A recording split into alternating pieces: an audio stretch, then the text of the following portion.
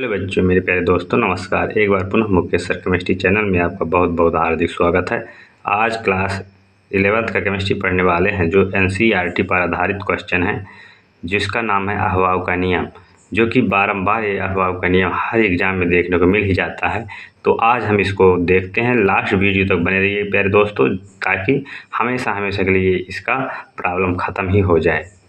तो देखते हैं बच्चों, बिना समय गंवाए अहवाव का नियम क्या है, इसको समझाइए। ऐसे प्रश्न आते हैं। तो देखते हैं अफवाव के नियम क्या है। अफवाव प्रिंसिपल, यानी अफवाव एक जर्मन भाषा का एक शब्द है जिसका अर्थ है क्रमिक रचना। अतः इसे क्रमिक रचना का नियम भी कहते हैं। मतलब ये है कि अफवाव एक जर्मनी का भाषा है। जर्मनी एक देश है, उसकी भाषा है अफवाव, और इसका अर्थ है क्रमिक रचना, मतलब क्रम के अनुसार रचना, क्रम से रचना, है ना। इसलिए इसे क्रमिक रचना भी कहते हैं। ये आपका इंट्रोडक्शन हुआ। परिभाषा यहाँ से है दोस्तों, इसको याद करना है। इंट्रोडक्शन को आप समझ लीजिएगा, इसको याद करना है मेन। इस नियम के अनुसार, मतलब अफवाव का नियम क्या है, उपकक्षों में इलेक्ट्रॉनों के भरने का क्रम उनकी बढ़ती हुई ऊर्जा के अनुसार होता है। यहाँ तक पहला परिभाषा मान लीजिएगा दोस्तों। क्या कहता है? उपकक्षों में, मतलब कक्षक के अंतर्गत उपकक्षक होते हैं, ठीक है ना।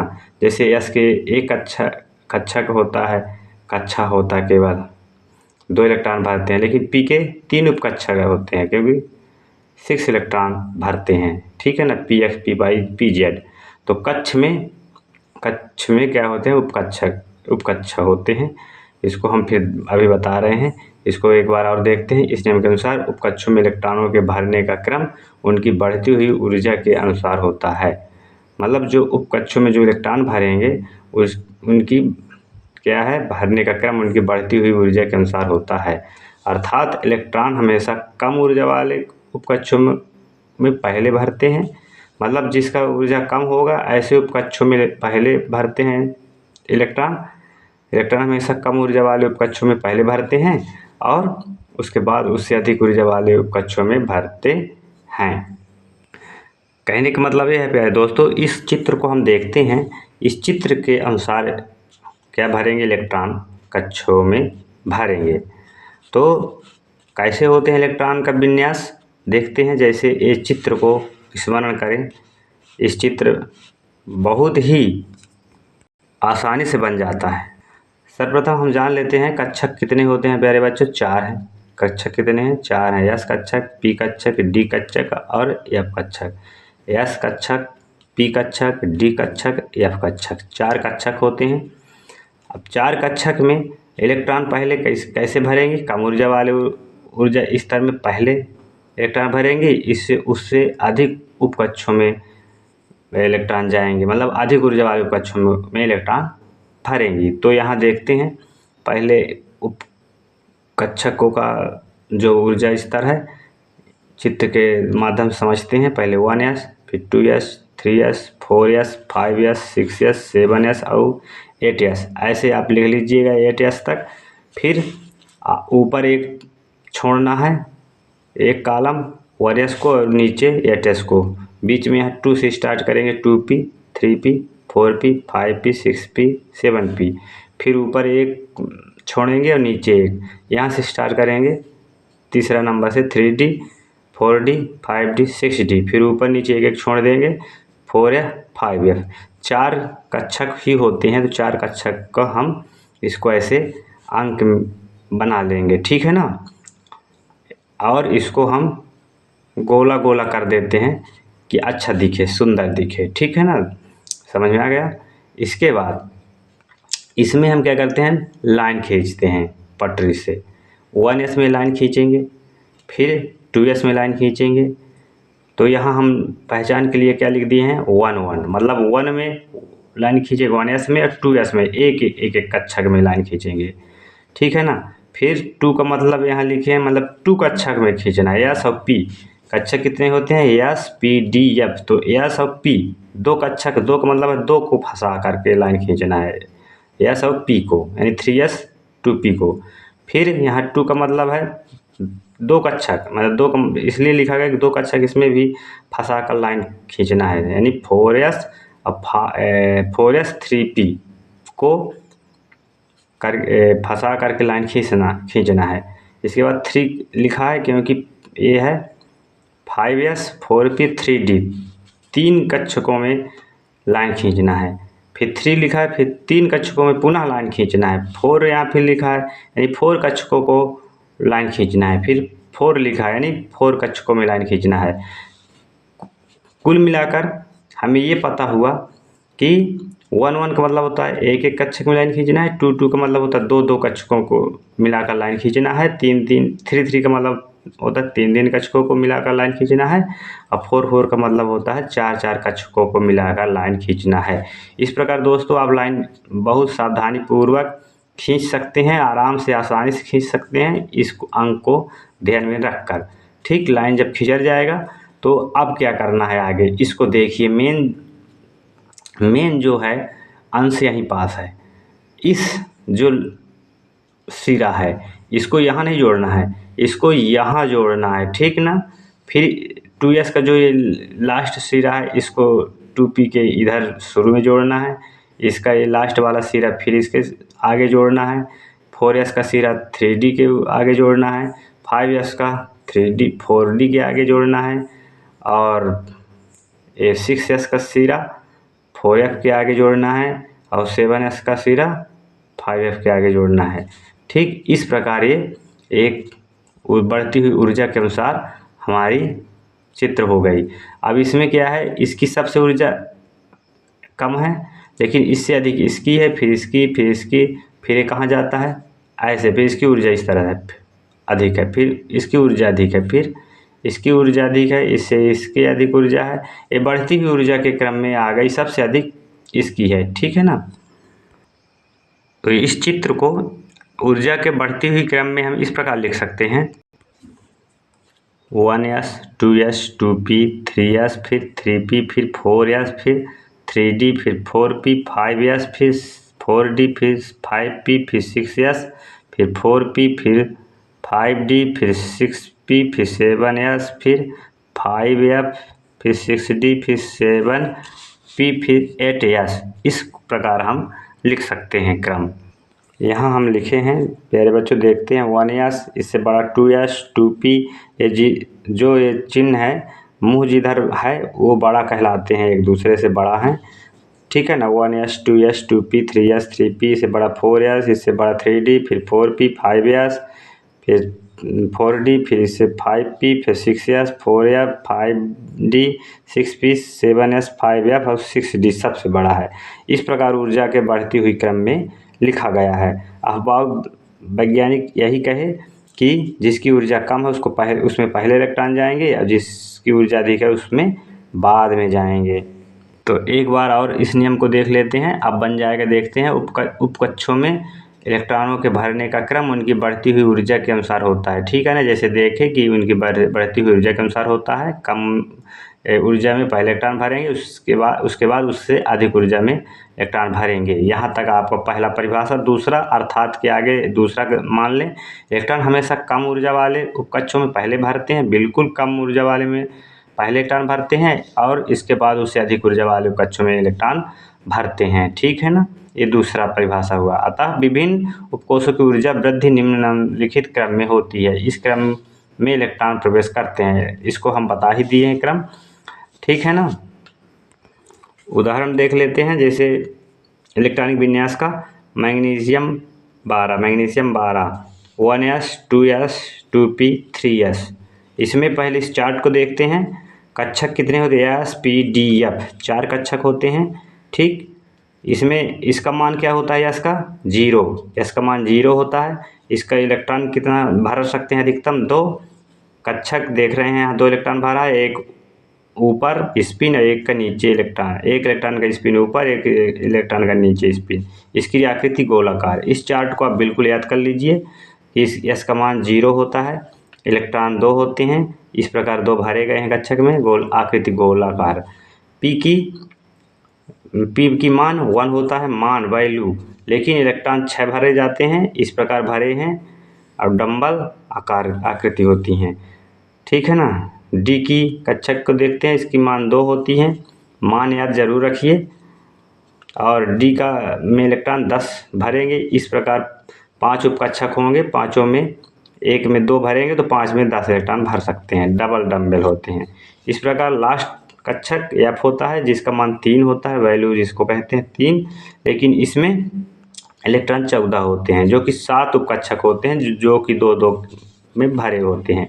इस प्रकार इसमें क्या होता है, कक्षकों में इलेक्ट्रॉनों का भरने होते हैं और कितने कितने कैपेसिटी होती है इसको आप याद कर लीजिएगा, ठीक है ना। एस में 2, पी में 6 और डी में 10 और एफ में 14। और इसे मान याद कर लीजिएगा, एस का 0, पी का 1 और डी का 2 और एफ का 3। आकृति भी गोल याद कर लीजिएगा कि किसका कौन होता है। अब उदाहरण देखते हैं, जैसे 1s 2s 2p 3s, ये सीक्वेंस यहाँ से आया है बच्चों।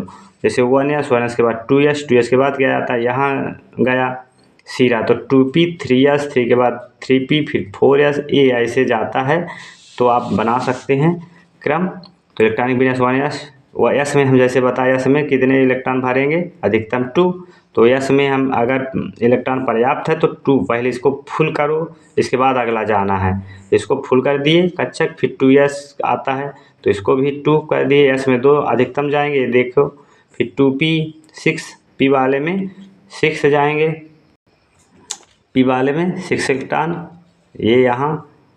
और डी तो आया नहीं, डी आता तो 10 और एफ आता तो 14, लेकिन एफ आया तो 2, ठीक है ना। अब इसको जोड़ लेते हैं क्योंकि मैग्नीशियम के बाद कितना होता है 12, 12 से ऊपर इसका ज्वाइंट नहीं आना चाहिए, 12 ही फिक्स आना चाहिए। 2 2 4 6 10 11 12, ठीक है ना। इस प्रकार बढ़ती हुई ऊर्जा के क्रम में भरी गई है, पहले कम ऊर्जा वाले कक्षक में इलेक्ट्रॉन भरी गई हैं, इसके बाद उससे अधिक, फिर उससे अधिक, फिर सबसे अधिक बाद में, ठीक है ना। जैसे छोटा बच्चा को अगर कुछ अगर हमें बांटना है तो छोटा बच्चे को पहले देना है, इसके बाद बड़े बच्चे को। तो ये छोटा बच्चा है मतलब इसको पहले खिलाना है, इसके बाद इसको खिलाना, फिर इसको खिलाना, इसको बड़े को लास्ट में खिलाना है, ठीक है ना।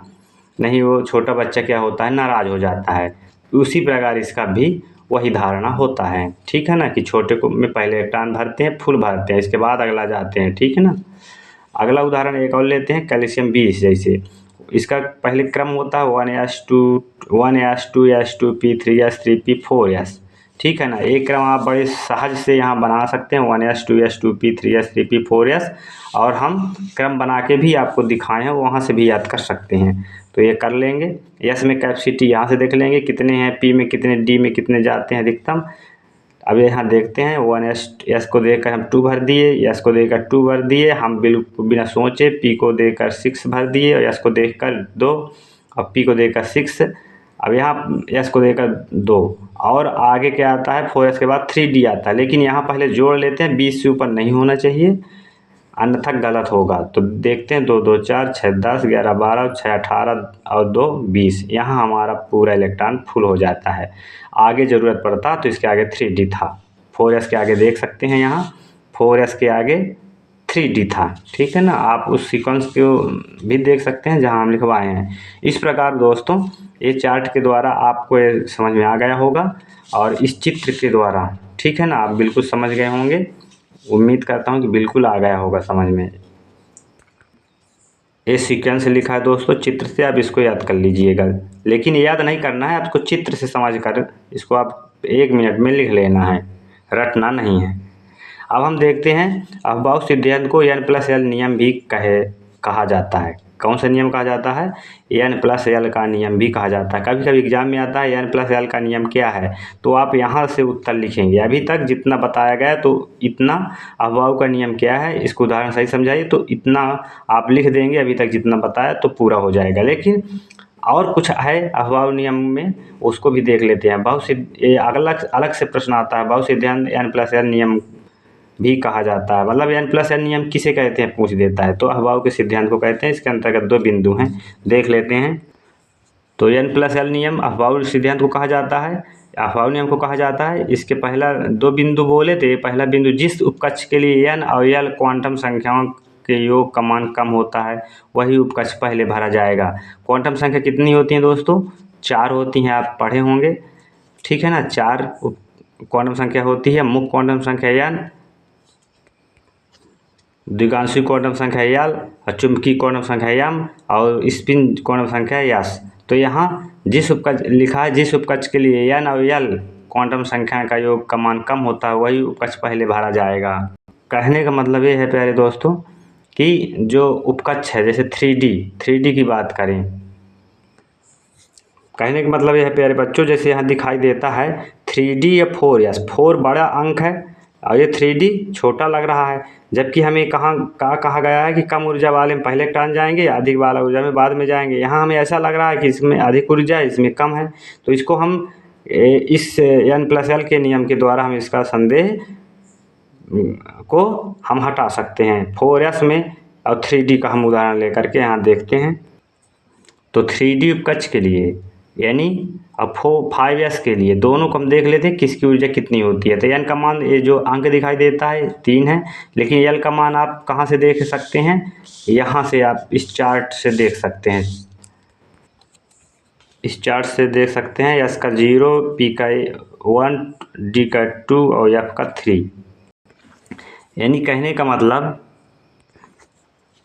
है दोस्तों, मैं यहाँ लिख दिया कक्षक SPDF, S का मान 0, P का 1 और D का 2 और F का 3, ये वैल्यू है L का वैल्यू है। तो यहाँ 3D आता है, इसका वैल्यू अगर ज्ञात करना है तो 3 और D का मान मतलब L का मान क्या आता है, D में 2, D में L का मान 2, अगर F में पूछेगा तो 3, P में 1, S का 0। तो यहाँ 3D है तो D का मान क्या है, 2 है। तो यानी 3N+L यानी 3 + 2 5, इसकी ऊर्जा 5 है 3D की। 4S का देख लेते हैं, N+L यानी 4 + 0 बराबर 4, S का मान 0 है देख लीजिए, तो N मतलब 4 और S का मान 0 यानी 4। तो अब 4 बड़ा है कि 5 बड़ा है, किसकी ऊर्जा अधिक है, 5, ठीक है ना। इसलिए 3D पहले आता है, सॉरी 3D की 3D की 5 है, अंक बड़ा है, 4S में 4 है, तो ऊर्जा किसकी है, 5 की ऊर्जा अधिक है, अब 4 वाली की ऊर्जा कम है, इसलिए 5S पहले आता है, इसके बाद 3D आता है, 5S 3D, ठीक है ना। यहाँ संदेह हम यहाँ मिटा सकते हैं। अतः इलेक्ट्रॉनों का भराव 3D की तुलना में पहले 4S में होगा, क्योंकि इसका 4 संख्या आया, इसका 5, तो इसका अधिक हुआ।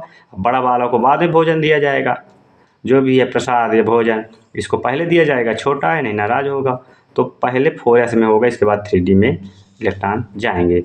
अब दूसरा ये है बच्चों, अब दूसरा ये बात है कि इसमें भी 5 अगर आ गया, जैसे 5 है इसमें भी 5 आता, तब हम क्या करते, ऊर्जा अगर बराबर हो गई तब क्या करते। दूसरा नंबर देखते हैं, यदि 2 उपकक्ष ऐसे हैं जिनके N+L का मान बराबर है, तो इलेक्ट्रॉन पहले उस उपकक्ष में भरेगा जिसके लिए N का मान कम होगा। अर्थात 3D और 4P उपकक्ष के लिए अगर देखते हैं तो N+L का मान बराबर 3 + 2 और 4 + 1 है। कैसे, 3D में देख रहे हैं, 3D में, और अभी तो देखें 3D में और 4P में, दोनों को हम देख लेते हैं। क्या कह रहा है, 3D और 4P उपकक्ष के लिए N+L का मान बराबर है। यानी हम देखते हैं 3D में 3 + 2 बराबर 5, 3 + 2 कहाँ से आया, 3 अंक है और D का मान कितना आता है, यहाँ अभी हम आपके सामने लिखे हैं D बराबर 2, तो हम यहाँ 2 जोड़ेंगे यानी 5। 4P का देखते हैं, 4 + P का मान कितना आता है यहाँ 1, तो हम यहाँ 1 जोड़ते हैं, तो 5 यानी 5 अब नंबर अगर बराबर आ गया, ठीक है ना। तो अब हम किसको आगे लिखें, किसको पीछे लिखें, किसको आगे खाना दे, किसको पीछे दे। तो 3D और 4P में नंबर को देखा जाएगा। क्या लिखा है, यदि 2 उपकक्ष ऐसे हैं जिनके N+L का मान बराबर है, तो इलेक्ट्रॉन पहले उस उपकक्ष में भरेगा जिसके लिए N का मान कम होगा, यानी नंबर जिसका कम होगा। 3 कम है नंबर की, 4 कम है, 3 कम है, तो 3D में पहले जाएगा, इसके बाद 4P में जाएगा, यहाँ लिखा होगा। किंतु 3D के लिए N का मान 3 कम है, मान 3 है, जबकि 4P के लिए 4 है, इसलिए 4P की तुलना में 3D पहले भरा जाएगा, ठीक है ना। विभिन्न उपकक्षों के लिए N+L के मान N पर निर्भर करता है। इस प्रकार बच्चों आपको समझ में आया होगा कि अगर ऊर्जा बराबर हो जाए तो फिर N का मान देखा जाता है। N जैसे में 3 छोटा है और ये क्या है, बड़ा है, ठीक है ना। जैसे बच्चों नौकरी में अक्सर होता है, अगर एज नंबर आ गया मान लीजिए बराबर 100 में मान लीजिए 80 आ गया। अब किसका सिलेक्शन होगा, अगर पॉइंट में भी नहीं आगे पीछे हैं तो फिर एज देखा जाएगा। ठीक इसी प्रकार अगर बराबर ऊर्जा है 5 तो इसका क्या देखा जाएगा, एज। इसकी एज अधिक है, इसकी एज कम है। अब हमारी को बात यह है कि कम वाले को पहले भोजन देना है तो 3D को पहले देंगे, इसके बाद 4P को देंगे। समझ में आ गया। आई हो बच्चों ये वीडियो आपको समझ में आया होगा। मेरे द्वारा पूरी कोशिश किया गया समझाने का, फिर भी अगर आपको कुछ भी समझ में ना आया हो तो कमेंट के माध्यम से ज़रूर बताइए। और अगर समझ में आया हो, अच्छा वीडियो लगे और आप चाहते हैं किसी प्रकार वीडियो प्राप्त करते रहें और आपके पढ़ाई में हेल्प होता रहे तो लाइक और सब्सक्राइब ज़रूर करें और कमेंट के माध्यम से ज़रूर बताएं। Thank you all student.